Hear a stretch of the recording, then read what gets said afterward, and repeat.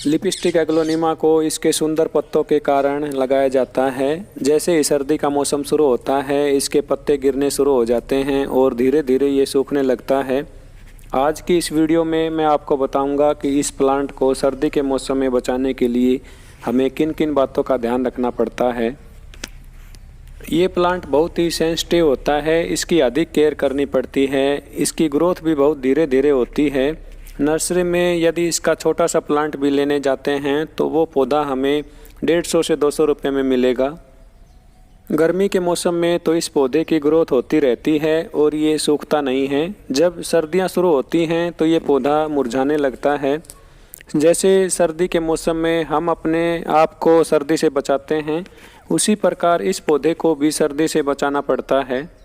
वैसे तो इस प्लांट को इंडोर ही रखा जाता है, मगर सर्दी के मौसम में इसकी लोकेशन ऐसी रखें जहां इसको ठंडी हवाएं ना लग पाएं और ये सर्दी से बच सके। इस पौधे को हल्की मिट्टी में लगाया जाता है। मैंने इसको कोकोपीट में लगा रखा है और इसमें अधिक पानी भी नहीं डालना पड़ता। अधिक पानी डालने पर इसकी स्टेम गल जाती है, इसलिए इसकी वाटरिंग का विशेष ध्यान रखना पड़ता है। जब इसकी मिट्टी पूरी प्रकार से सूख जाए तो इसमें थोड़ा सा पानी डालिए। जब ये पौधा सूखने लगता है तो इसके पत्ते नीचे झुकने लगते हैं और मुरझाने लगते हैं, इसलिए इसके पत्तों को देखकर आप अंदाज़ा लगा सकते हैं कि ये पौधा हेल्दी है या नहीं है। सर्दी के मौसम में इस प्लांट को 1 या 2 घंटे की डायरेक्ट सनलाइट मिल जाए तो इस पौधे में नई जान आ जाती है। सुबह सुबह की 1 या 2 घंटे की सनलाइट में आप इस पौधे को रख सकते हैं। सनलाइट में रखने पर इसके पत्तों की चमक भी बनी रहेगी और ये पौधा हेल्दी रहेगा। इस प्लांट की ग्रोथ धीरे धीरे होती है, इसलिए 1 या 2 साल तक एक ही गमले में ये पौधा आसानी से रह सकता है। सर्दी के मौसम में आप इसकी मिट्टी को चेंज ना करें। यदि आप इसकी मिट्टी चेंज करोगे तो इनकी रूट्स डिस्टर्ब हो जाएंगी और ये पौधा सूख सकता है। सर्दी के मौसम में वैसे ही ये पौधा डोरमेंसी में रहता है, इसलिए आप इसे ज़्यादा डिस्टर्ब ना करें। इस प्लांट को मॉइस्चर पसंद होती है, इसलिए इसके पत्तों को हेल्दी रखने के लिए इसके ऊपर पानी का छिड़काव किया जाता है।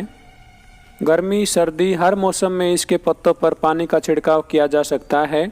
जब आप इसके पत्तों पर पानी का छिड़काव करते हैं तो इसकी मिट्टी में ओवर वाटरिंग नहीं होनी चाहिए।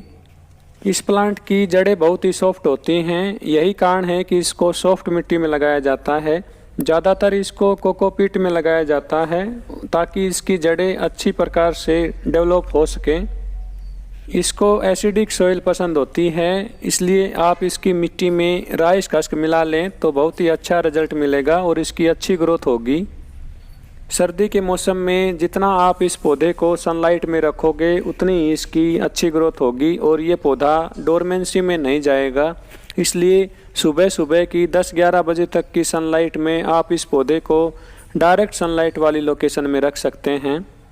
यदि आपने इस प्लांट को प्लास्टिक के पॉट में लगाया हुआ है तो इस प्लास्टिक के पॉट के चारों ओर कपड़ा लपेट लें, इससे इसकी मिट्टी में सर्दी का असर नहीं होगा और ये पौधा सर्दी से बचा रहेगा।